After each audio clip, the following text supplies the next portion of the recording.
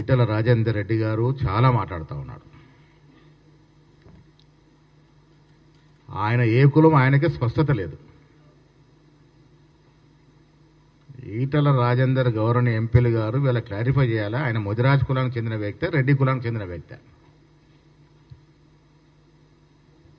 బీజేపీలో ప్రెసిడెంట్ పదవి దక్కట్లేదని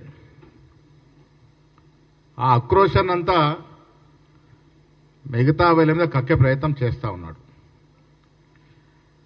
జనరల్గా ఈటెల రాజేందర్ గారు నాకు గౌరవం, కొత్త పార్లమెంటరీ లాంగ్వేజ్ వాడే అలవాటున్న వ్యక్తిగా నేను గౌరవిస్తాను. కానీ నిన్న ఇవాళ ఆయన మాట్లాడుతున్న భాష, వాడుతున్న భాష, ఆ దిగజారుడుతనం దేని వలనో అర్థమవుతలేదు. ఆయనకి పదవి రాకుండా కిషన్ రెడ్డి గారు అడ్డుపడితే ఆ ఆక్రోశం అంతా రేవంత్ రెడ్డి గారి మీద ఇస్తా ఉన్నాడు.